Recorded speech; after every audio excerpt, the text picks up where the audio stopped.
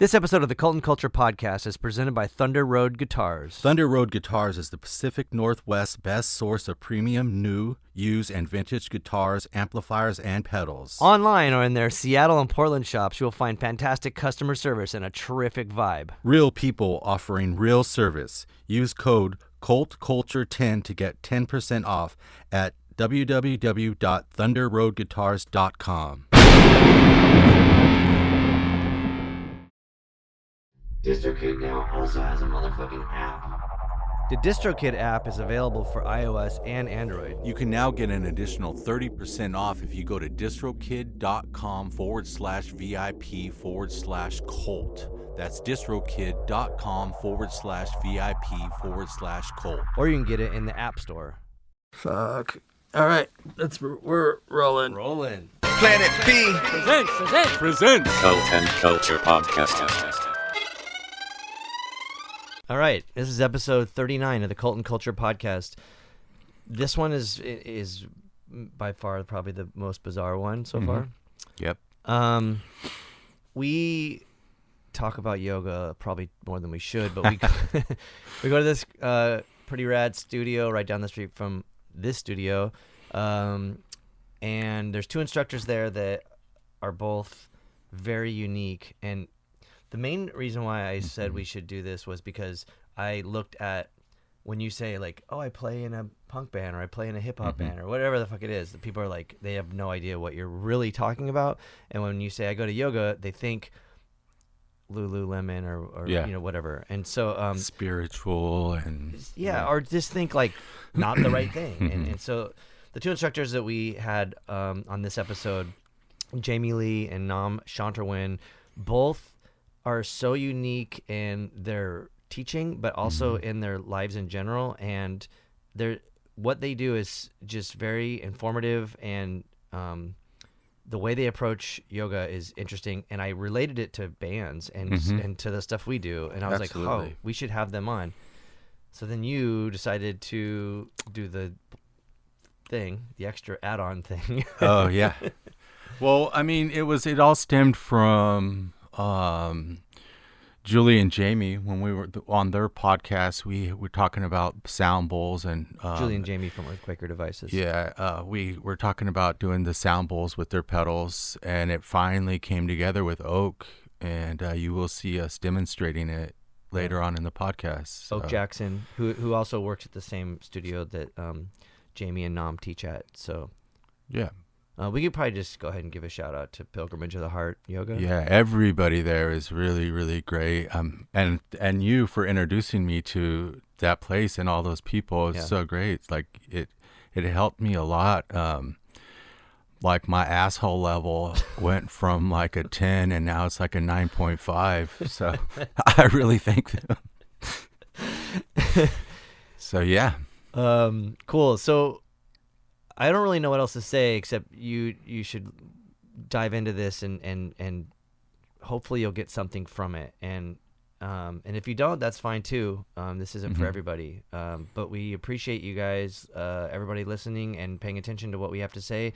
And especially to the yogis the instructors that we had on this podcast. It's something else. So we hope you enjoy the ride. Well, my name's Jamie Lee, and I've been teaching yoga for 10 years now, practicing for a little bit longer. And I work in my day job as an anatomical services professional at UCSD's body donation program. I don't know what that is, but we'll get to it. Yes, we will. My name is Nam Chanterwyn. I'm a yoga teacher in San Diego, and my day job is actually teaching yoga. I teach it full time, whether it's teaching classes or doing yoga content. That's what I do.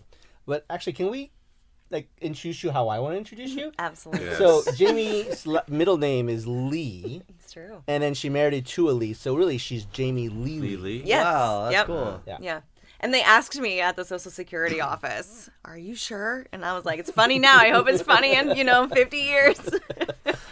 It's getting less funny, but no, it's still pretty it's still good. funny. It's really good. Yeah. Lee.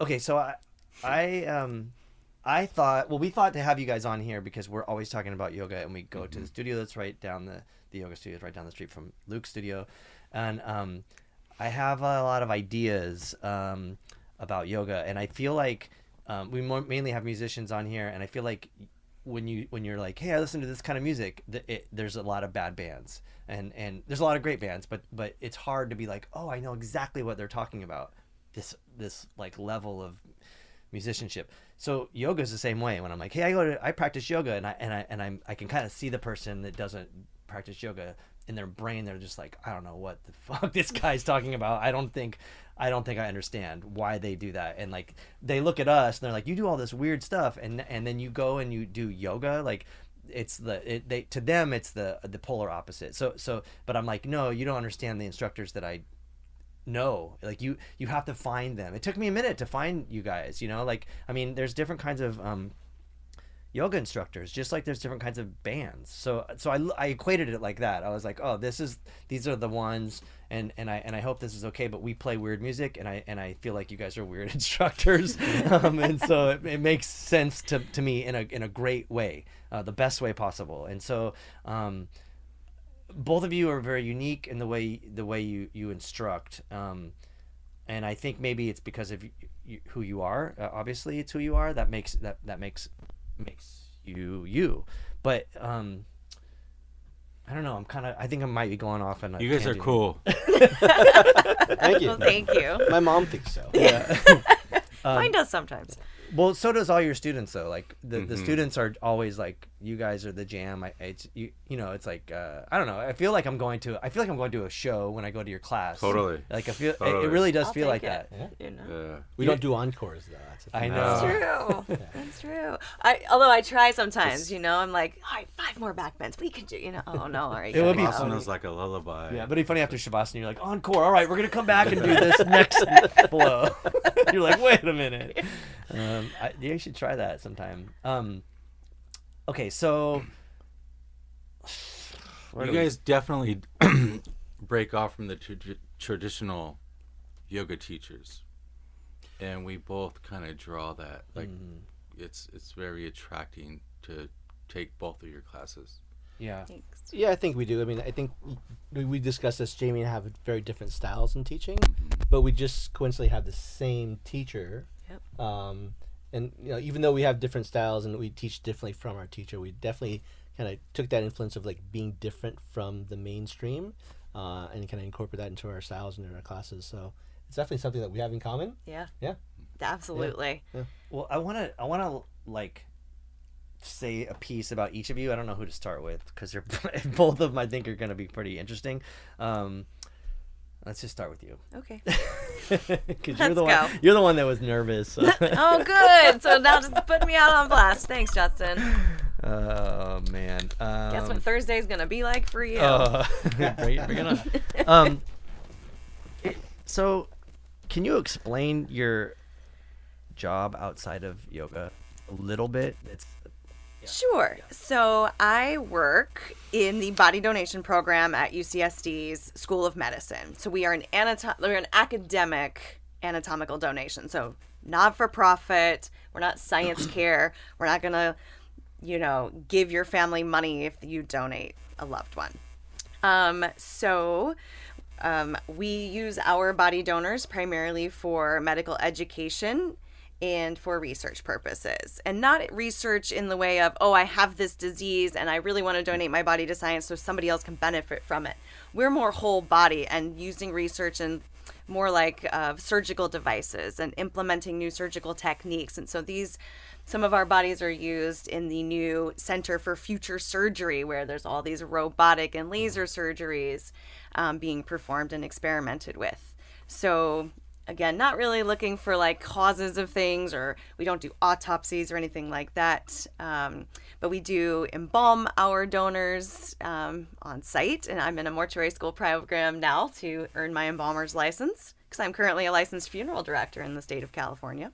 Nice. Yeah. And so if you need So when I die, I'm gonna come to you. That would be great. I would love to have your body.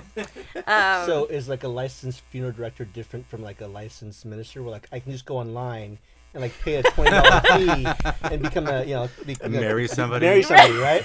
But you have to actually take a course to bury somebody. Well, you have to take a course and you have to take an exam that's like governed by the California Funeral Bureau and to earn the funeral director's license. However, in the state of Colorado, you need not a license to embalm or be a funeral director. So good luck to you in Colorado. Wow. So anyone can do it. Yep. That's wild. Yeah. So you had brought a heart, plasticized heart to yoga, and that was cool. People were like, couldn't figure out, like, you went to yoga and held a plasticized, is that right? Plasticized? Plastinated. Yeah, plastinated heart. And I was like, yeah, I have like awesome instructors. Like, I get to do cool shit. You know, like this is why I'm always like hyped on yoga, and that was cool. And then you were like, once you told me about the beetles that eat all the flesh. And So first of all, the heart was not from UCSD. That was a gift given to me from someone else. So I didn't remove that from the property. Yeah, sorry about that. No, that's okay. We're gonna cover just want to make sure that I'm covered there. Yeah. But yes, so it's a version of skeletonization of removing all the flesh from the bones to reveal just a beautifully articulated bone that hasn't been disarticulated manually or hasn't been dissected or bleached. Yeah, something like that. Yeah. So it's a wonderful way to use nature as it does. If there was a body in the ground, scavengers come in and help the body decompose and to turn back into other elements. And so we have a colony of beetles that we can put certain specimens into their cage when necessary and have a really beautiful specimen on the backside. And we do sanitize and disinfect the bones when they come out so that they're safe for handling. But they haven't been embalmed or anything like that, so there's no formaldehyde on them, but just to make sure they're like nice the and natural germ-free. like the almost like hippie element aspect of it, Yeah. right? Like that's Totally. like, the organic, I guess. It is. Yeah. It's The kind of OB like way. Yeah, it sounds like a band or song. It sounds like a song like that I would write. Like all this you stuff that you're should. talking You about. can come over. We'll take you on a little tour. You can get inspired. Okay, so that's another thing too. Is like I don't know that I could go and handle like I mean I've seen dead bodies like usually because of like the police or on a car accident or something like that. So I don't know if I could just go walk into it and like not. I don't know. can. You could. Mm-hmm. I think it I would have. it would freak me out. Yeah. I don't know. I want to be like tough and be able to handle Yeah. this, but like I think it would freak me out. It guts and brain. I don't know. I'm like, Well, they're not just laying around. Well, you know, like I used to be like that too, though. I used to be like, I cannot see somebody else bleed, or else I'd freak out. Yeah. Right? But you know, the more and more you expose yourself to it, the more you get interested in it. If that's your personality. Well- and then like eventually, I'm like, yeah, I want to see more of it. But yeah, I used to be like, I could never see a dead body. I don't want to be even close to a dead body. But now it's like, yeah, like bring them on, and That's it's you know, you approach it from like a sense of curiosity, and it's like it opens up a whole new field for you. It's not that I'm like squeamish, like blood. Like I'm always like blood. We got to help this person because it's not like a normal situation, like a healthy situation. You know what I'm saying? So Yeah, like, in this circumstance, it's they're there and it's not an aggressive. It's not like a like a negative.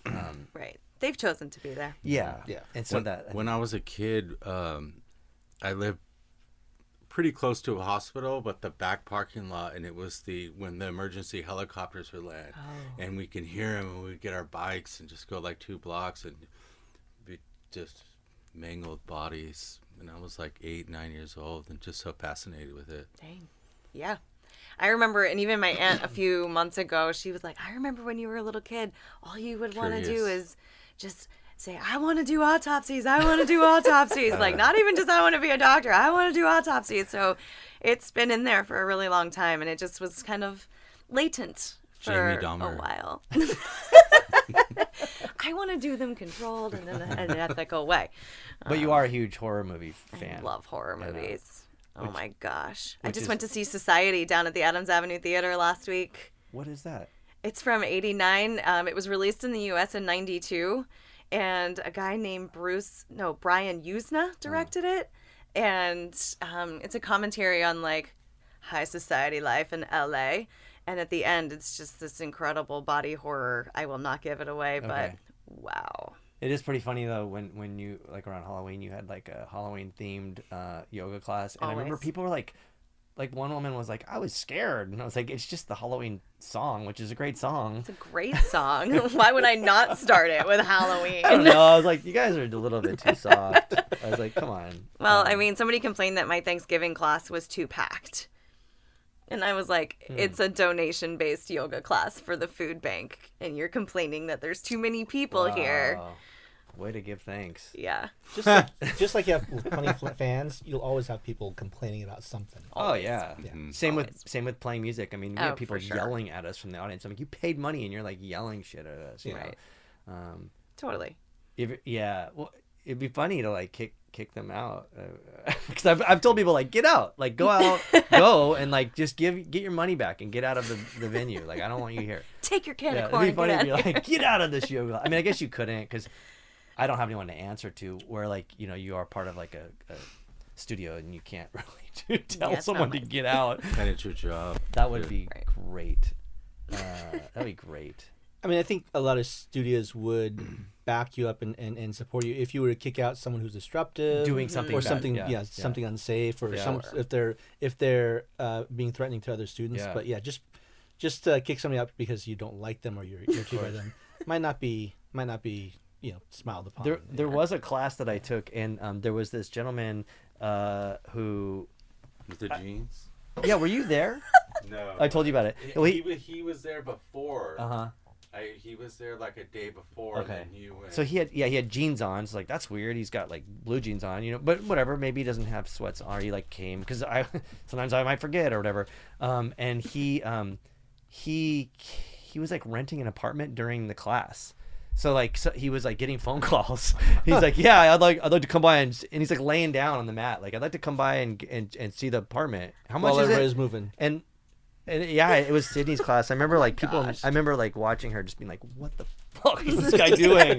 Like he completely answered, and then she kind of was like, "Hey, no calls," and then he made another call. Then he like made a call or got a call or something. And I was like, "Dude, this is crazy." Wow. It was interesting to me. So yeah, there's that. There are the people that should get kicked out. Yeah. And there are people who will kick themselves out That's too. true. I've been in a class where one of my friends brought their friend who was a bodybuilder kind of guy, and he was always reticent to come to yoga, but he decided that okay, I'll give it a try this time. And I think like 20 minutes through class, all I heard was someone go, "Y'all are fucking crazy," and I see a guy just like grabbing his mat and walking out. Why were sweating. you crazy? Well, because it was so hard for him. So hard for I him. know because if you're so buff, you Yeah, can't like move. tucking your arms over your Yeah, head. There's I mean, no I think way. like in any sport, in any movement modality, you have like things that you're really good at, right? And then like you try something else, even though you think like you're really fit. Yeah. You try something else, and it's just like it course. requires Yeah. like other physicality. Yeah. And so he just wasn't ready for it.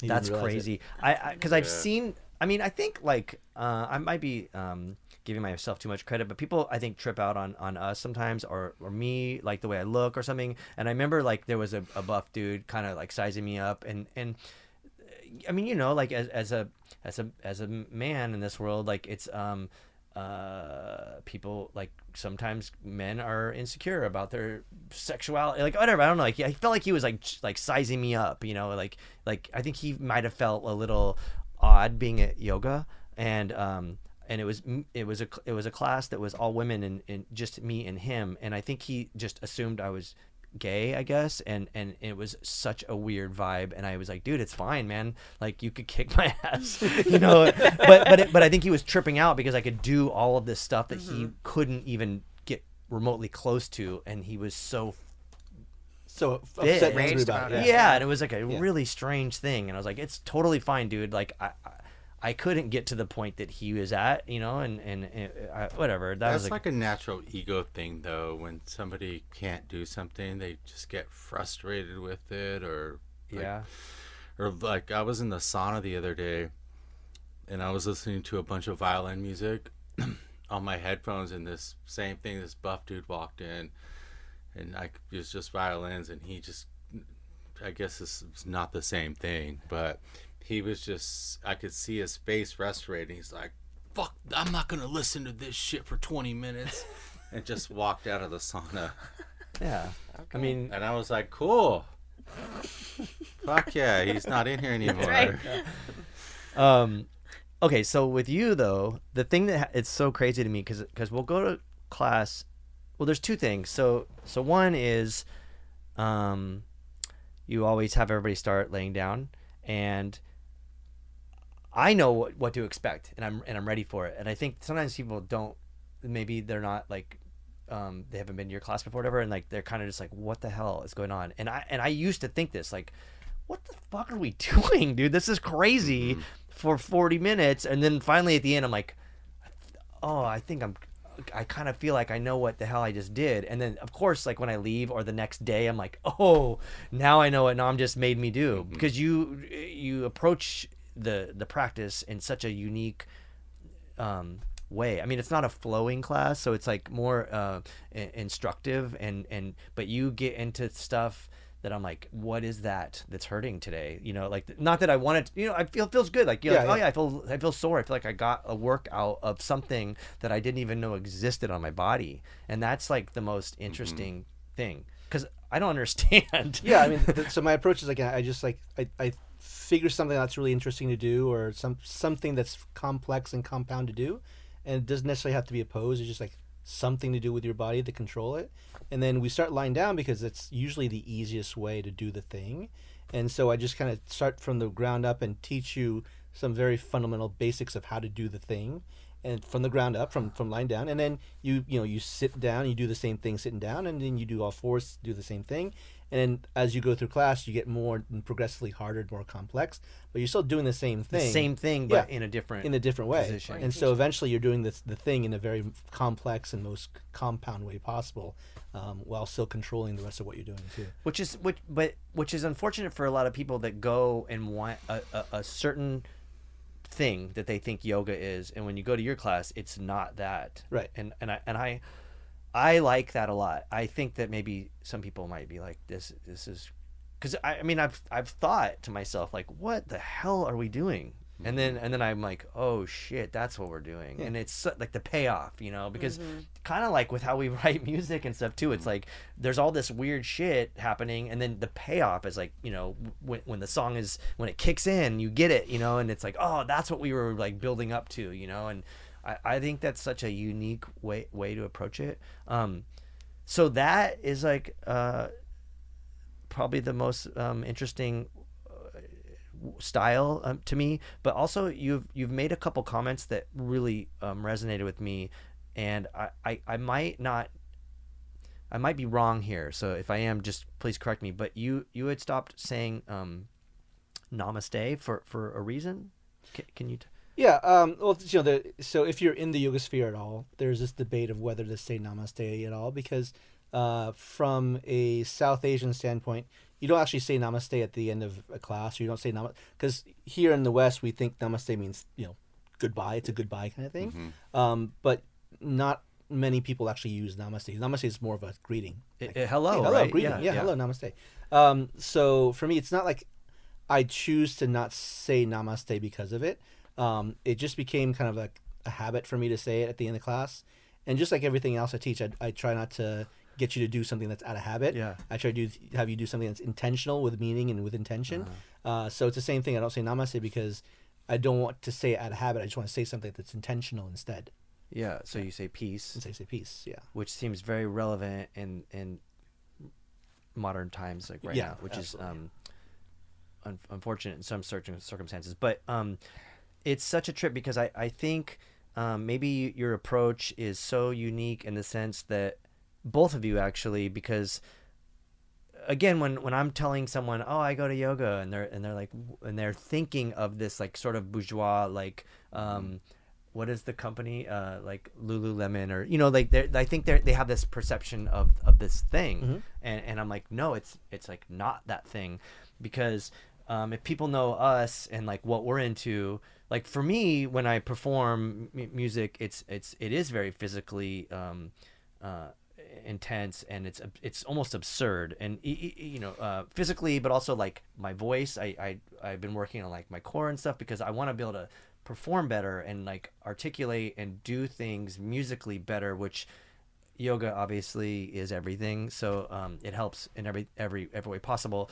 So I think like when people would trip out, like our old bandmate who passed away, Gabe Serbian, got very much into yoga and very much into like more specifically into breathing techniques, and that would help him because he was this insane drummer, like one of the best, and people would see him perform, and he would perform so intense that he would vomit, and so he was and people liked it, and like some people thought it was cool. He didn't, and he was very frustrated and was like, I got to figure this out. I got to try to do these breathing techniques. And so we were always like, kind of before he passed away, we were all connecting on this other way. Like aside from music, we were connecting on this other on level. that breath book. If you want to hype that book, what? James Nestor. Yeah, which is crazy. You guys, yeah. I haven't read it, but It's great. Really good. He turned me onto it, and then we started taping our mouths shut at night and like chewing this gum that's like super hard and like all these crazy things. So when we say stuff like that's why I was like we should get our favorite yoga instructors on this podcast, because we always talk about it, and I think it's such an important thing that translates to other parts of the world, and even like when I'm driving now, I don't get mad. It's much, and I'm like, this is great. Because the music that we make, me specifically, more so than him, but me, because he's in a cumbia band that's fun and rad. But for me, I'm just like in the nasty hardcore and like kind of thrash. And it's so, it's seemingly negative and like mean and nasty. And I'm like, no, it's actually coming from a place of love. It's not this like nihilistic, like the quintessential like Sid Vicious like swastika t-shirt wearing jerk, junkie or whatever. Like no, it's very very very pointed and focused on this progressive thing. And so the yoga stuff helps me, but you would bring in a lot of interesting points that I kind of was like resonating on, and I think that was really cool. The choice to not say namaste, I thought was like maybe because I felt like maybe you were saying, or you weren't saying this, but like I took it as like cultural appropriation. It's definitely part of it.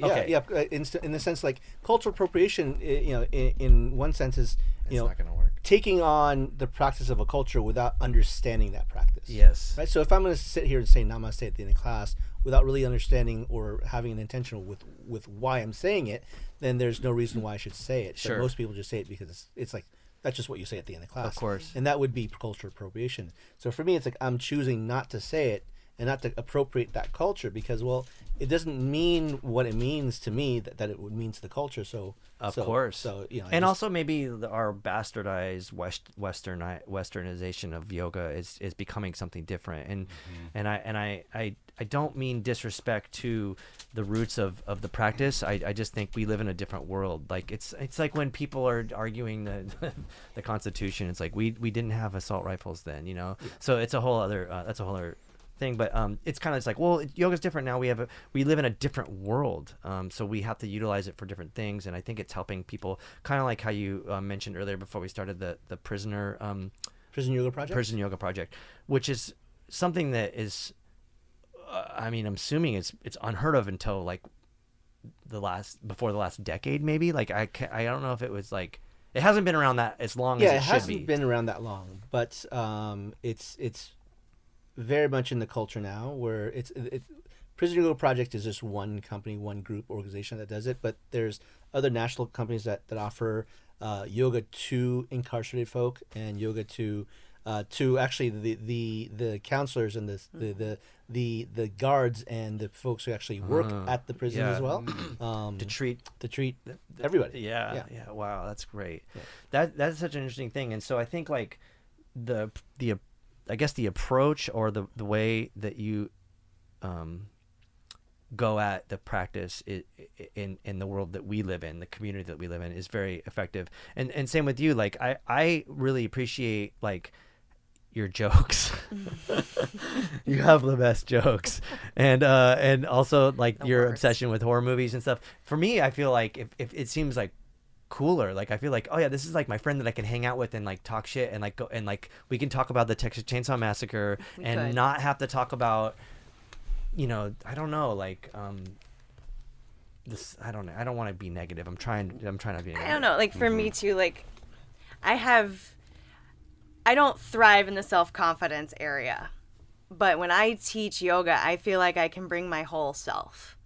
And it's interesting because there are many more people in that room that don't know me, and maybe that's the comfort of it. They don't know me. If they don't like it, they don't have to come back. So maybe it's some kind of that for me. I don't know, but it's just I feel safe, and I feel like, and it's so fun to teach and to see people do things that they didn't think they could do with their body. And like I just love the human body so much. But the fact that you're having so much fun makes people Yeah. helps people do that thing. Thank you. It for is saying so that. much fun. Oh, It thank you like for saying doesn't that. feel tense. Thank you. Thanks for saying that. That's very nice. But yeah, and it's just so fun for me. I just absolutely adore it. And so I let out my terrible jokes and the most inappropriate times Yeah, it's and great. you know, talk about horror movies, or I'll like go up by somebody and like whisper something stupid into their ear and then, you know, like just break the whole back It's row. so hard to do like plank and laugh, like Yeah. holding plank and laughing your ass off. It's really hard. Yeah. Um, Half Moon's another one of my favorites that I just like to crack jokes fall in. over. But that's one thing that's really interesting because both of you have this insane amount of confidence when you're. This is another thing with music too because I recently saw this show and the opener was very. They didn't seem very confident. They were performing great. They were very interesting, but they were not confident. And I felt bad for the performer, and it was awkward. And I think the audience probably thought it was fine, but I'm very critical, and I wanted it to be better. I was like, you're at this sold out show at the observatory, like you're just kind of shit in the bed.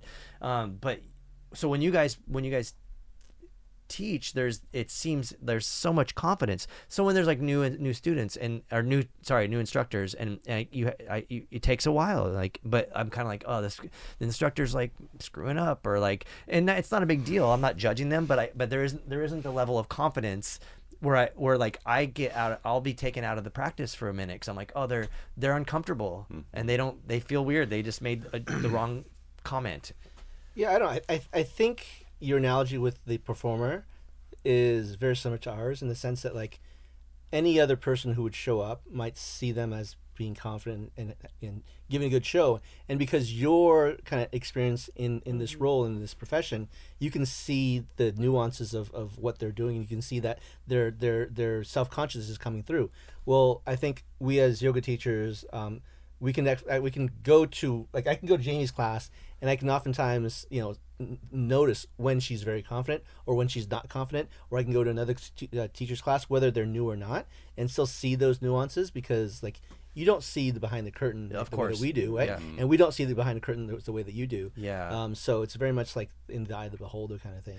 But also, Jamie, you've been like, I don't know what the fuck I'm doing today. And then I'm like, I don't know what you're talking about. That was awesome. You know, so it's like, there's the confidence where you're just like, I mean, not that you phone it in, but we all phone it in sometimes. But even when you phone it in, you still have a level of confidence. You know how to do the thing. Like, I might not always have like, oh, I want to go to this pose today. So it's like, I don't really know where we're going, but I know I'm going to get you somewhere, and it's going to be fun and safe. That's so cool. And that's, you know, and that's just comes with time and doing this for so long and practicing in my own body and just like, oh, I did this thing and it was fun. Let's try that. It's almost like like a guitar, like freestyling a song. Like, I might not know what I'm doing, but if I know I'm in the C key, then I know E will connect with C, and I know all these other notes that way, and then I know which notes will not fuck with C, so don't go there. Right. And just That's kinda, exactly it, yeah. That's exactly it. Heather is great at Yeah. just doing that. Yeah. She will Yeah. just like, what do you guys want to do? Yeah. And she'll take Well, 15 recommendations. She's like, So- okay. And you're just I like, at know. the end, you're like, damn, we did all that shit. How did she Yeah. do I that? always trip out on that because I'm like, why are you asking? Because so Heather's an instructor at Pilgrimage, and she's also one of my favorites too. But she'll say, what do you guys want to do? And then it'll be like, hips and back, and the next thing you know, you're like, you just said the whole body. Like, why did you ask? You know, and I'm like, why do you? I mean, it's cool, I guess, because then people get what they want. But without a doubt, and she's got the Sunday. I always go to her Sunday one. It's like always a sold out gig. You know, like whatever mix of people. But yeah, but it's always like, it's really funny because she'll ask people, and I always want to say something weird, like, what do you want to work on? I'm like, brain, you know, like, like I want to stretch out my Left brain. kidney. Well, you know, like I want to stretch out my mind or something, like just like to kind of throw a joke, but also like, let's just do this. Like, it'll be cool. Whatever happens, happens, you know? I mean, I do go there and I'm like, I want these parts to be worked on more than others, but like, you're the instructors, you lead me. I don't, you know, it's like asking people to play a song. I just want the band to play what they want to play. I want you guys to do it. I go to your classes because I'm like, this is the shit, like the best ones. So like, it should be fine. Yeah, I you know, if you teach, like, so for me, I teach 22 classes a week. That's Wow. crazy. Which is a lot. Wait, how does that work? Well, I have some classes that are back to back to back. I have some privates. How many, like, how much is the most in one day? Most of one day is 5. Wow. 5 classes a day. It used to be 6. That's a lot. But you know, Yeah. it's a lot. But it's sustainable the way Right. that I set up. That's good. But so to teach that many classes, you know, I have lesson plans and I have ideas of what I want to do each week. But sometimes, you know, just like you just want to show up and just kind of like ad lib and do whatever. Yeah. So it's nice to ask the students, hey, what do you want to work on today? What do you request? And then it's like it's an extra little challenge that keeps you kind of motivated. You, Yeah. as the instructor. As Wow. my, yeah, Right. as the instructor, yeah. Yeah, because you So, get to be really creative on the yeah. spot. Yeah, so it's like it's basically like getting my creative juices flowing, and I'm sure like you do the same thing where like you can play the same songs over and over again, Yeah. but like, sometimes you just want to jam. I don't really jam, but it's I do. Yeah, I Yeah. get it. yeah. You do, okay, yeah. So Luke does. You know, I was pointing to Luke. If Okay. Absolutely. He knows how to jam. I always, sometimes I'm like, I get a little pissed off with it when someone's like, lower back. And I'm like, you lifted something heavy this morning and now you got fucking back pain and now you want to like, and I'm like, so I kind of see it as like that. Well, one time I had lower back pain and I couldn't even barely move and went to a gentle yoga class. And I forget who it was that I told them. And I shit you not, she directed the whole thing around me, and I walked out of there like, oh, thank you. Yeah. You know, so Yeah. I feel it, but sometimes when you like, it's a lot. Like, your guys' classes are kind of not with my time, but it's like he says, I totally look forward to going to the classes, and if somebody had like lower back pain and I'm like wanted to dictate the class around them after I made my whole day to go to your class, I would kind of be pissed. Like, That's not the point of yoga, though, right? You got to be open to it. Yeah, on this on the same lines though, like it's very like universal, global, communal in the sense that like whenever someone asks for like, let's say, hips, or if a teacher decides we're going to do hips today, I mean, what's the difference between a student asking for hips and a teacher doing hips? There's really nothing different other than the person deciding, right? And everybody else in the class will get a benefit from anyways. So whether, you know, you come to class and a student asks for hips, or I come in and say, hey, what are you doing hips today? You're still going to get the benefits of it. Are you getting this? yeah, Okay, totally. great. Yeah, just like And I'm recording it too. right? So just like everybody else, like, you know, we all sit around and we're all kind of living semi-sedentary lives. And even if you're not and you're active, you're still gonna need some hip stuff. You need some shoulder stuff. You still need some spinal stuff. It's just like movement is great for the body, and you know, you just move, and everybody's gonna feel good either way as long as you're not pushing it. But I don't think it matters who decides what to do. I think it's just like Yeah, no, I your get perception it. of it. Yeah. Yeah. And like I even went to, not at the studio, but I went to a gentle class on Sunday with a teacher who I know, and she teaches over in Coronado, just a little private group kind of, and they're all like in their 80s, you know. And then I walked in and I was kind of like, and one of the older women had asked for restorative, and I'm like, I thought it was gentle. I wanted a little bit more movement, you know, but then like this beautiful restorative practice. And I was like, that's what I actually needed. So sometimes even when I go to a class with a certain expectation and I'm met with something else, I'm like, oh, maybe that's what I really needed to have today. Maybe I really needed not what I thought. So, it can. I get where you're coming from. And next time you're in class, I'll ask what you need. But No, don't. sometimes it's it's kind of a surprise. I know. I like to not know. When I'm at your class, I'm like, I do not know what we're doing. This is, and I like that. I'm like, I'm just sitting there trying to figure it out. Like, what are we doing here? Question for you, Nam. Does Justin use props in your class? No. He does because I make him use them. Okay. Yeah. Great. It's not like we don't use props for modifications. Right. We use props for specific reasons to challenge you. So he does use it. Every now and again, I'll have things like that, and I'm like, you really need them today. I'm not opposed to them, but and some people think it's like, oh, you're too good, but I kind of freak out when there's like, hey, that block's been up in someone's crotch, or and I don't want to put my face on it, or they've been sitting on it, I'm like, I don't want to put my face on that. I'm sorry, and it's. I know. I just like to give you a hard time. Okay. I should bring my own. I just don't. But I had this weird. My introduction to yoga was very, very strange. My mom was like, "You should go. You're stressed out all the time." And I had alopecia. I was losing my hair and shit. And so I went to this gym by where she lived, and it was very. They're good instructors, but it was very one dimensional, and I kind of that was my introduction, and I got into it. And then I remember for some reason my mom was like, oh, this person I met is giving these private ones downtown, and they invited us, and it was such a trip because she was she was very Christian, and she was against against saying namaste because it was not Christian, and I was like, whoa. And that was got me on the trajectory of understanding cultural appropriation.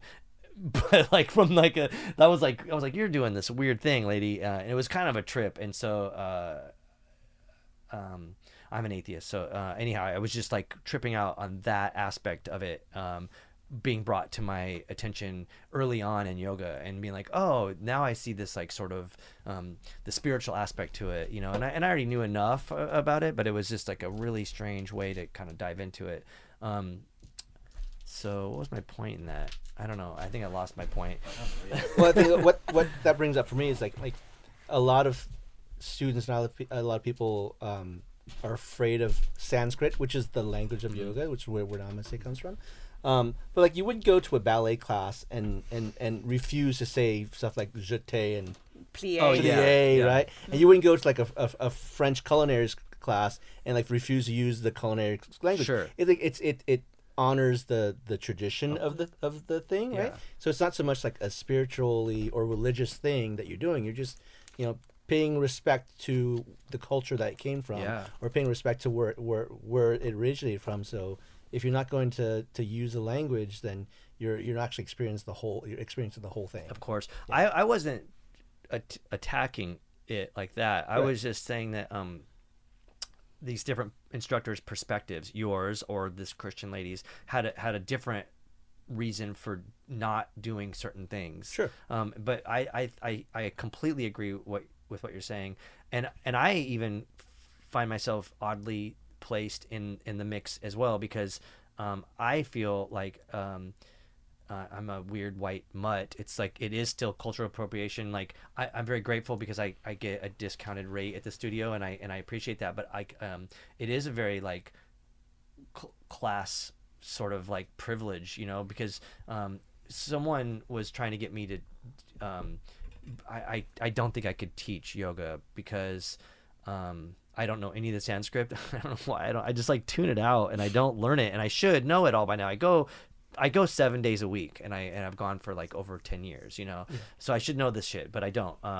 But someone was like, you should teach yoga at down in Logan to this it was these people that were part of this socialist workers movement, and they were all well, the other thing is too is I don't speak Spanish, so I was like, I don't know if I can actually instruct because I can't speak Spanish, and I don't think they speak English very well, and I think that would be a huge problem.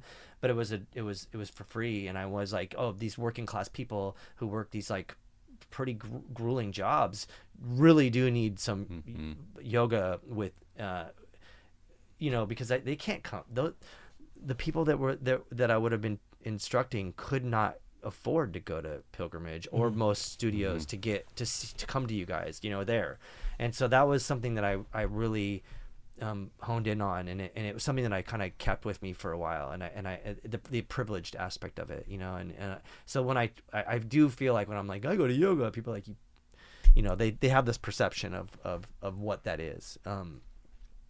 Like you're cruising up in your Tesla, or I don't know. I don't want to judge anyone, to each their own. But I'm saying, like, there's a perception of it, and white privilege kind of stuff. Totally, yeah, and I want to avoid that as much as possible. Yeah, I think in San Diego though, there's a huge variety of accessibility for yoga. Mm-hmm. So even though you might not see it, there are a lot of teachers and a lot of places that offer yoga at either a discounted rate or a free rate, or they offer donation classes so that it makes it accessible to everybody. Sure. Whether they're whether they can't afford it financially, or even like they don't have time to go to an actual class, then there are classes at different hours where like people can actually take it. Because I mean, like for me, like because I teach 21 class a day, or 22 classes a day, and I have not a day, sorry, a week. A day, that'd be a lot. I was just waiting for you to correct yourself. Yeah, sorry, 22 classes a week, and I have a kid, so I can't take yoga classes very often. So it's like I'm just lucky that I'm a yoga teacher, so I can move my body on my own and teach myself. But there are some people who might be able to afford it, but they don't have the time to do it because they have families and stuff like that. So it's not just like financial limitations. There's also time and distance and all that stuff too. Yeah, there was the funniest thing. Like I'd already like been going to your class, but I think the first time we actually like spoke, sort of like outside of just yoga, it was like during a lot of the George Floyd protests, and there was a skateboard one, and you're like, "Can I bring my one wheeler?" I was like, I don't skate really anymore, but I was like, "That's so cool!" And it took me a minute. I was like, "What's a one wheeler?" And I mean, those things are rad. I've never been on one, but like, I was like, "Oh man, you should be able to go with anything." Like we're here for like a really important social justice moment, a movement, and you should be able to go with however many wheels you want, no wheels at all, But I was like, oh, that guy's so cool. It like really painted like a very accurate picture of you, and I was like, oh, that guy's so awesome. Cool. Thank you. Yeah. So there's a thing that's funny because I trip out like when I go to yoga, and like occasionally there's so like in the like I identify with like punk, like the not like punk rock, but like the culture of punk. I don't know if Luke does so much more like hip hop, right? And like, I mean, whatever. I identify more as like an identity thing. So like at times I'll go to yoga and I'll be like, I'll see someone with like a shirt that has a band on it. I'm like, like there's a weirdo too over there, like and it's cool to like kind of connect in that, and I'm like, oh, I'm so glad that like people of our sort of like pedigree are like becoming used to going to yoga now. It's really nice.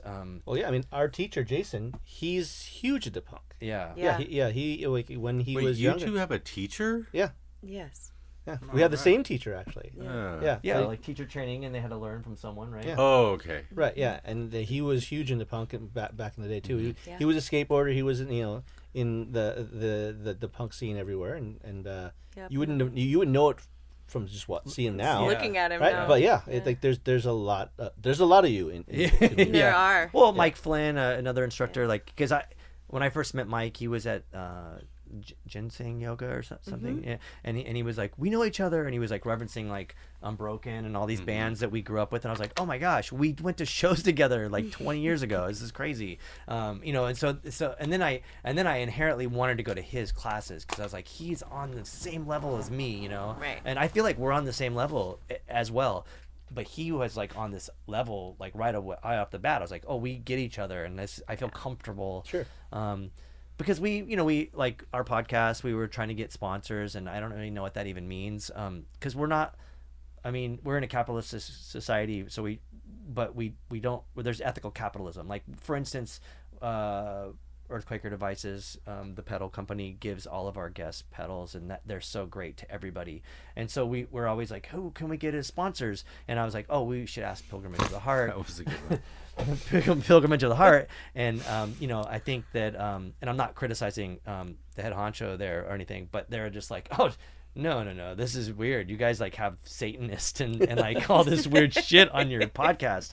And I get it. It's not like marketable or marketably in tune or in line with each other in an obvious way. But I wish I could be like, actually, I feel like Pilgrimage of the Heart and Cult and Culture podcast are pretty much on like a very similar level, because now like when we go there, like we did this benefit T-shirt with this friends of ours, Rock Roll Repeat, and like John Malie was like, oh my gosh, I ordered one of your shirts, or like we filmed. She's great there she's too, great, by the way. yeah. And she's on the level too, like into weird cool shit, and like and then like just little things will kind of trickle in, and I really appreciate the studio and all of the instructors. I just wish I wish we could be like, yo, everybody, in the other strange subcultures, like come and check this shit out, Well, it's funny because it used to be that yoga, it was more cult and culture than mainstream. in like air quotes, right? Yeah. So it's like it's just interesting that now that yoga is more mainstream, we're like, oh no, like, well, yoga has kind of become like the normal. Yeah, like, it's a normal now. But yeah. when it started here in the West, it was very much Weird. alternative culture and other. Of course. Yeah. And but also all those things, like yoga for me was always like associated with like organic farming and being like healthy, and those are like the hippie kind of stuff, and like that's all woo woo new agey weirdo stuff to a lot of people still. But I mean, we're in California, like it's cool here, go to the Midwest and they'd be like, nah, there's no fucking way, like, right? Yeah. Like I can't get my family in Oklahoma. yeah, Indiana. there's no way. Yeah, it is like there's no way it's happening. So it is a cultural interesting shift that's happening. Yeah, I mean, even like a friend of ours who's part of the Satanic Temple that we work with went to yoga with us. Oh yeah, we took her. And it was so funny to like think like, oh, there's this like, she's like, I don't know what the technical term of her place with the Satanic Temple is, but I was like, oh, they came here to work on a record, and like here she is going to Pilgrimage of the Heart. What did she think of it? She loved. I mean, she already practiced yoga. Oh, okay. But it was just funny because I wanted all the other people there to be like, this lady is like a Satanist, like, yeah, ha, ha, like jokes on you or whatever. Like, She went to a few of them with us. Yeah. But they have like satanic yoga thing out in like Salem. And they have like heavy metal yoga, which I never really understood. I was like, why would you do that? The beat, like the BPM of like metal music to yoga would not work. But I think it's just a bunch of people with the same ideas outside of yoga. Yeah. Like drunk coming yoga. together. Yeah, drunk yoga. I'll drink wine and practice at home, and it's the best. There you go. Well, like when I was like a teenager, I listened to metal a lot, and I remember listening to metal because like it was like a safe outlet for my like how I felt in my emotions. Of course. Right? And so even like going to metal shows, like from the outside it looks violent because you see the mosh pits, but like the mosh pits were like a safe place for you to vent your frustration, your aggression, right? And so like yoga is a safe place for you to like express your emotions, express what's going on, and let go of it. Totally. So I think metal yoga kind of makes sense in the sense that like you get a safe space to just experience that in your body as well. Well, I always trip out on like when people have playlists in yoga and there's a BPM and I'm like, oh, it's just weird, or I'm like paying attention to the beat or the riff and I'm like, I don't want to do that, like I don't Which think is why I don't play music. I know, and Yeah. I really appreciate that. Yeah. I don't even listen to Oh, music. sorry. I know. have like 290 playlists or something. I'm not criticizing That's what okay, you play. can. Well, I'm not though, but I do think that is like an extra thing that I'm focusing on. I'm like, oh, this song, or Which is that. interesting too, because I have other students that are like, I love that you play music because it helps drop me into the practice. Well, so So most again- people, a lot of people listen to music and they like you hear a lot of people like they only listen to the vocals or they only listen, and I'm like, for me, when I and I don't know if this is like a good or bad thing, but when I hear a song, I start picking apart like what's that and what's this. I can't like enjoy it like a regular person, I guess, so I see why it would be different. I like tones. I sometimes if I'm at home, I just play like just violin tones, or I play a breathing app to where it's like inhale. If it's all set, like, hey, I'm gonna do box breathing, it'll have a tone for inhale, a tone for hold, a tone for exhale, Oh, and the same nice. tone. That's what that does. So yeah. Oh. And I like that. I like your silence in there because you're more of like the body, like physio. When I take your class, I picture myself as just like on Hellraiser, the no skin. It's just like you, because I can see this muscle going, and I really see it. So there's no point in having the music. You study your own body like a cadaver. Yeah, pretty much. Yeah. And that's You how, love that, because huh? I do. Absolutely, I do. I do a lot of running, and that's how I see when I'm running. I can feel like everything, and that's how I see myself, like that. And your class is so much intense. I think it does kind of needs the music, because if there was no music in there at all, it would just you would Because just then hear I would probably everybody start singing and it would be like, terrible. you would, yeah. But it is interesting because when there is no music for me, and you're going down this crazy path, and I say this like in the best way. This is not criticism. Like when I'm like, what the fuck are we doing? But I want it to have the no distraction of a song. I want to be like, whoa, this is crazy that he's having us do this thing. Yeah, I think one of the main differences between Jamie's class and my class is like, you go to Jamie's class, you get a really great experience, and you feel something out of it, right? Whether like you said, they're fun, right? And with my classes, they're more like introspective, like educational, where like you come and like you learn something about. But they're fun your body. too. Yeah. The fun is like such a strange term. It's more technical. Like, he's way more technical than I am. Yeah. And, like, right, you're like, detailed. I worked my piriformis and, like, nothing else today. And, like, I know that now, and I know what that muscle does. I know where it is. I know how to stretch it. I know how to strengthen it. And I know how to manipulate it, or whatever it might be. Where mine is a little bit more big picture, a little bit of more of, like, the gross, as Sure. opposed to the subtle. Yeah, But and, like, fun- you her class, like you might come out of it not remember anything you did, but you know that you had fun, and you know you had an experience, and you know that you enjoyed it. You got to work out. Right. Because the word fun is very weird too, because people like think like, I play music, it's fun, and it is fun, but like I think like, especially when we go back to like the sort of ethics of maybe punk or weird music or any kind of music, like you're creating something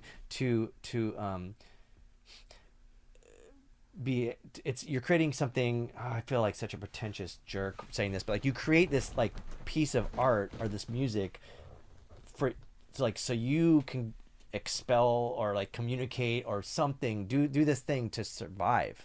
Like, it's not like, this is fun, you're like, no, we made this because we're in this insane world, this like kind of mean world, very mean world, and we're trying to like function and live an empathetic human being, so we need to create this thing. So like, I go to yoga and I get my ass handed to me by Jamie, or I go to your class and I'm like, what the hell just happened? And it's fun, but it's not fun. I don't know, like, that's not the term I would use. It's necessary, I think, like for survival, and that sounds like so vital or something, but like it really is something. Like, it helps me survive, like it helps me function as a human being. Same. Great, Yeah. Meditation and yoga have saved my life. I have a different perspective on the classes, whether it's Jamie or mine, but you might have a different one. You let me know. But I feel like the way that we teach it, in terms of survival and dealing with everything that's in the world, we kind of just give you like an hour of just not having to deal with that stuff. Yeah. And just think about the small stuff, like what's happening in your body, or the stuff that you're doing with Jamie, and laughing and having like fun. Yeah, it is like fun. the conventional kind of fun, right? Yeah. And so like, it's the hour of just like not having to deal with that stuff, and like knowing like that's not going to change whether you do something about it or not in this class. Just an hour of just like letting go, and then being better prepared to deal with it. But I look forward to afterwards. going to it, not because it's going to be like, this is going to be fun. I look forward because I'm like, this is going to be good. Yeah, It's going to be tuned. I hear it all the time, whether it's another instructor or you. It's always like, tune in, because everything out there is going to be there the minute class is over. I know. Yeah. It's going to hit you back, but here, just tune out with it. And I love just the connection of just the body, just connecting with it for an hour. But yeah, the minute I get back here, it's just, it's all back, and I'm lucky just to be able to have a peaceful walk. Yeah, and the hopes is that like you're a little more prepared to deal with this stuff. Yeah, after class, totally. right? You can see it on a different plane Yeah. too. It's just like I don't feel so thrown into it. I can kind of just separate myself and like kind of like form my like actions or my opinions to actions towards anything in. Yeah, I like, don't know. it's called like it's more like you're learning to respond versus react to the stuff. Right? Like my mat has always been such a refuge because I can put down all the other shit that's going on and just be in my body. When you're taking the class. 'Cause But you're- also when I'm teaching, like I was having a pretty shitty day yesterday, and I was in it, and when I got home, I was out of it. Like even teaching, because I get to be so present in that moment that all the other shit goes away yeah. too. Yeah. And I'm looking at you and I'm connecting with people, and I am able to see people connect the dots in their own mind and in their own body, and to have like that aha moment, and just to appreciate that this is the time we have. I make so many plans for when I get out of school, when I can do this, but this is the time that I have. And like teaching yoga, practicing yoga, that's what it does for me. It is like such a good reminder. This is what we have. So that goes right back to the music thing, and I hate to come back to these analogies like this, but two things. Like one is when we're playing a show, it's like the first hit is like, I feel like for that next 40 minutes, it's just I'm not conscious like a normal human being, and so not that I would be the instructor necessarily, but when you're performing and you're in the zone or whatever you want to call it, and the audience is there, you're exchanging energy, because when there's no audience there, it's different. So the students could be like sort of the audience, because when you're in the funk and you're I'm gonna perform and do this class, and there's energy, because I knew you were in a funk yesterday, and when you taught the class, I feel like I could see you. I don't know what the right word would be. You seemed bright, you were like, the energy was being shared, and I think that's like a cool thing, because it's it works with we work with each other. Everybody is there for a reason, for a bigger cause or something. Yeah, absolutely. Yeah. That's why it was so hard during the pandemic teaching online and all of that. It was Yeah, tough. the energy is different. It's very They're different. really different. Yeah. Yeah, That was a rough one for everybody. Yeah. for sure. I mean, they kept, all these people could like do like music online. You're like, I can't do that. Yeah. Like, this is stupid. Yeah, you feed off your audience. You feed off Totally. people Yeah. there, And also, like, am I go nuts in front of a camera? Like, Yeah. it just seems weird. Well, you might think like, 22 classes is a lot, but for me, it's like it's 22 opportunities for me to just like to drop in and like go over everything else. Of course. So it's not like it's 22 times I have to like perform and to teach. It's 22 times where like I can just like be in the zone and do the thing. Yeah. Wow. Yeah. Yeah. Well, I think you guys are so special, and I'm so grateful for both of you. Like, I really feel like you two have shifted at least my trajectory and on this planet in a great way. Like, Yeah, you helped That's a awesome. lot of people. yeah, Thank you. I see it. Me, one of them. Oh, thanks. Trust me, That's I nice my to see. road rage is He's got it Gone. bad. Yeah. Nice, good job. is Well, going thanks. That's down. really nice to say. And just everyday shit. Yeah. It's always Let it good go. after a class to come back and like I'm so focused, and so that helps so much. And I hope everybody else in those classes feel that way. I hope so too. I hope so, Yeah, too. I mean that's the goal, and that's the hope that people enjoy it and come away with peace, and like so that's kind of why I say peace at the end of class too. But Yeah. they come away with something other than what they got there Came with. in right? with. Yeah, came in with. Yeah. Yeah. I would like to just say, like, I mean, if people hear this podcast, we could say where you guys teach at and stuff, right? I mean, because I'm always like, I don't want people to show up that I know. That's weird, but like, I do want them to show up though. And Pilgrimage of the Heart's a cool place, and it's located in a cool part of San Diego. And I feel like if people go to your classes, they'll learn some shit that's really, really vital. So yeah, I don't know. Hopefully that'll work. No, I want to ask both of you You got- something. You might not want to answer this question, Oh, you know what? I don't want to. I'll ask when we turn it off. No way. We can cut it out if it's bad. Okay. Well, today I had a really bad experience in yoga. Were you in And a studio? I will. Huh? Were you in a studio? Yeah, I was here. Okay. There. But I don't want to say what That's fine. happened just yet. Sure. But Oh. he knows. And it was really bad. And I had to stop. But what is like the most disturbing things you guys have seen as being an instructor during your classes?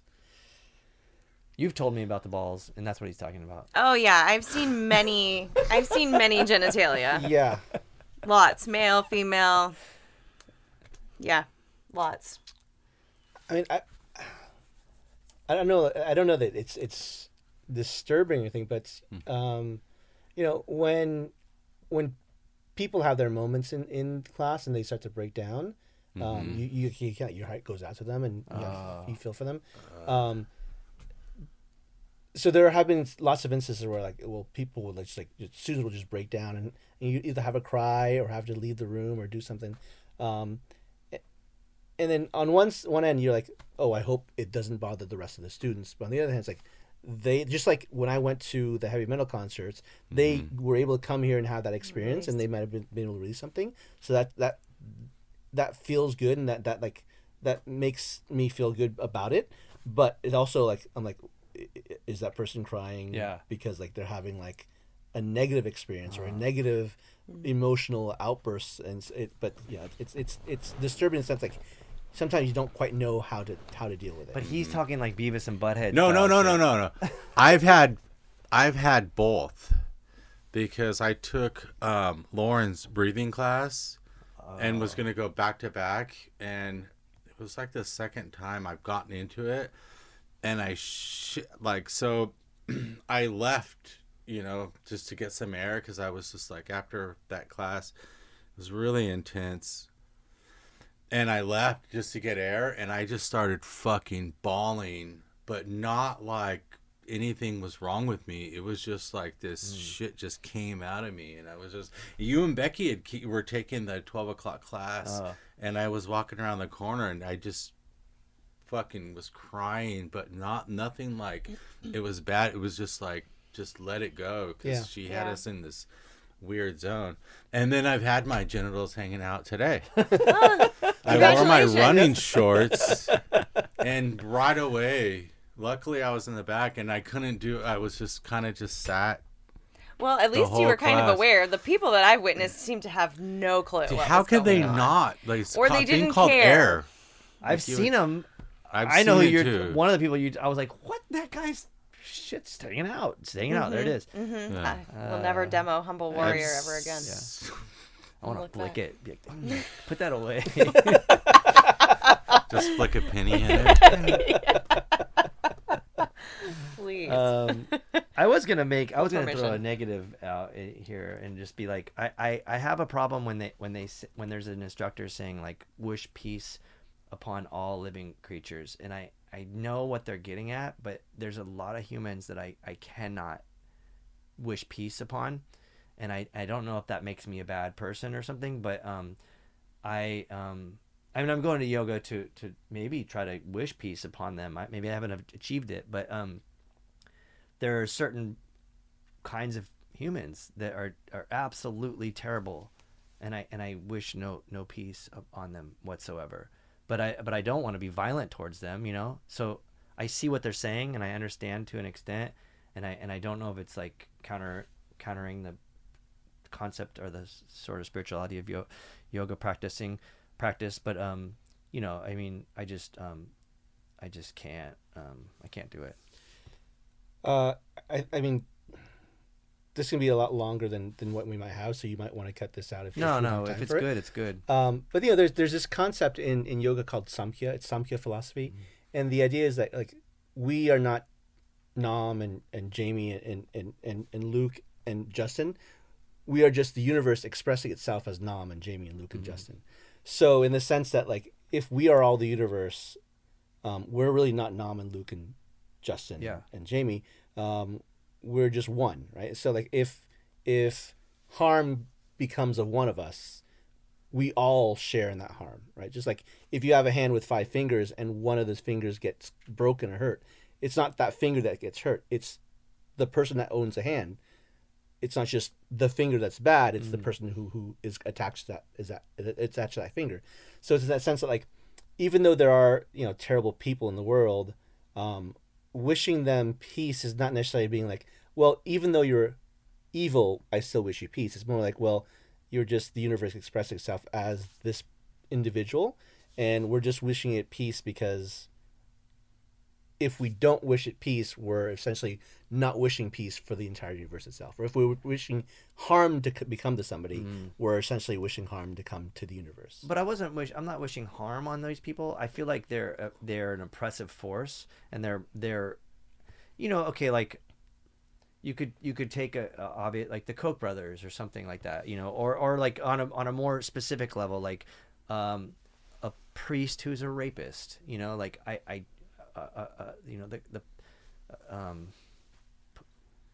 the cops who kill people because of their color or their skin, like these are the people who beat up trans people because they're trans. Like those are the people that I cannot wish peace upon. I just can't. I get what you're saying, and I don't want to go necessarily harm those oppressive human beings. I just don't want to give them peaceful energy. Sure. I'd rather save it for someone that deserves it, or for another creature or being that does deserve it. Yeah. So I just have, it's kind of like saying saying namaste at the end. I'm like, I don't, you don't need to do it. Peace is saying so much. When you say peace, I feel like it's such a righteous move. It feels cool. Yeah, peace. It's good. Like to all of us in this room. I like that. Yeah, it's a difficult concept to grasp at first, right? In the same lines, like we first started talking during the whole George Floyd murder thing, and I remember distinctly watching the video, right, and seeing the one Asian police officer, Tu Tao, standing there with his back turned and not doing anything about it, where everybody's yelling. Even like I was watching the video, yelling at the video for him like to turn around and something. I knew like the video already happened. It's a recording. I'm still yelling at him, right? And what I realized, like when I saw when I was watching that video, I didn't see his face. I saw my face on him. Wow. Right. And so this, in the sense, like, well, you know what, like, even though he didn't perpetrate the murder, he was still responsible for not acting, right? And he was complacent with it. And then I saw like I was complacent with like a lot of things that was going on with me. And so knowing that like we are not, all perfect, we are all faulty in some way, and having that compassion for that little part in us. So when we're saying, I wish peace on this particular person or whatever, it's more like it can be also referred to as like I'm wishing peace on the part of me that identifies at least a little bit with that individual, right?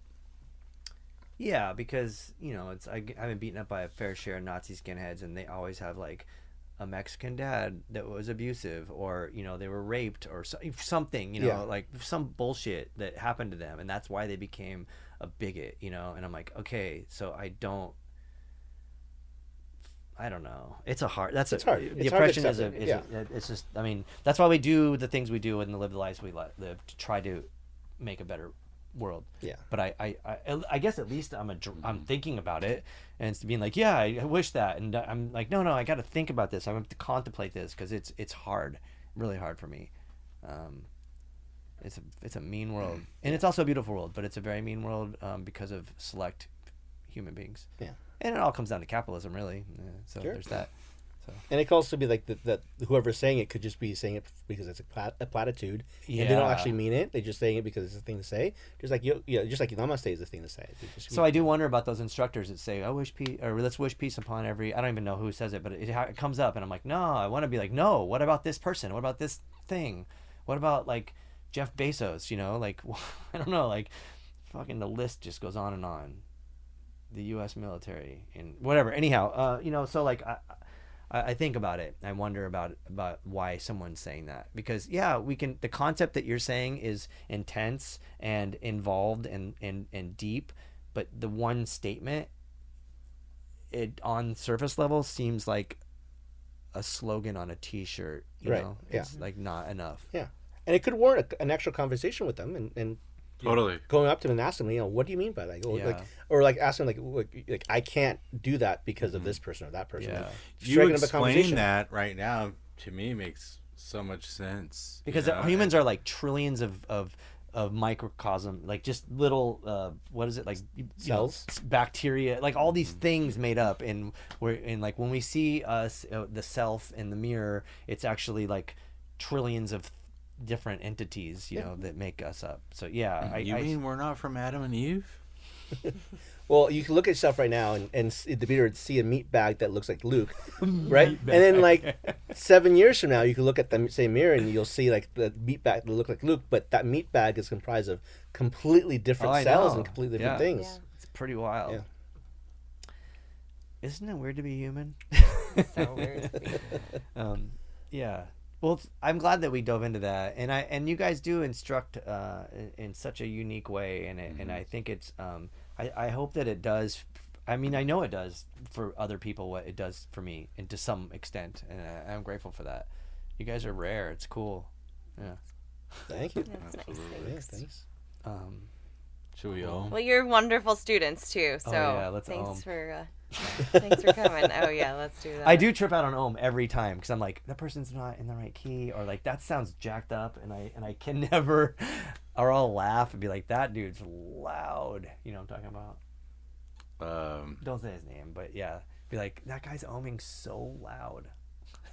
Or, I don't ohm in my classes, I don't mostly often. because like someone once told me that I sound like I'm going ho ho ho like a Santa Claus. So I'm like, oh, I'm not doing that interview again. is that why? So funny. You gotta bring it back. Yeah. I always want to go like some like black metal, like I don't know. It's like, let's do this other thing, you know. But I know what the purpose of it is. But I always think about the musical aspect of it, and I'm like, oh my god, what is that person doing? And What like key every is it? so often, I can feel like I'm doing an okay job, but like more times than not, I'm just like, Jamie, that was terrible. No, you're almost good. Yeah. Oh, thanks. Yeah. Sometimes it's better than others, I'll tell you.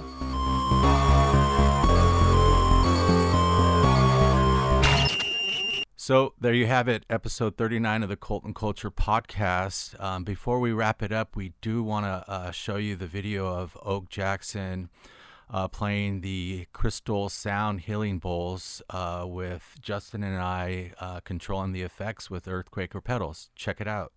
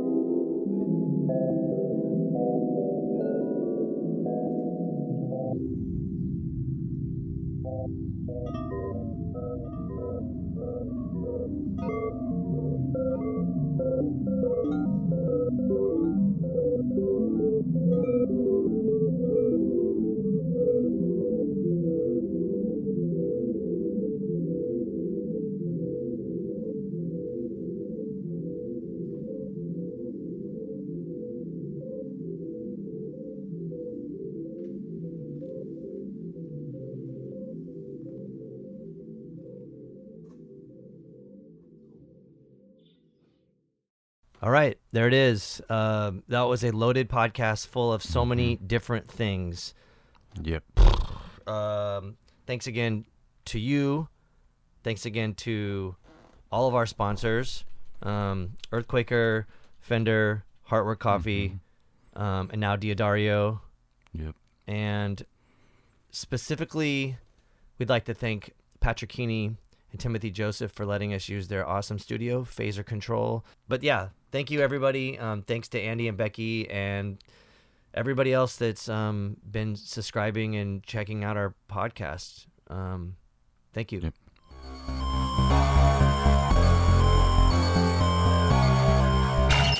Cult and Culture is a Ruinous Media podcast, proudly sponsored by Earthquaker Devices, Heartwork Coffee, Fender, and Diodario. Planet B.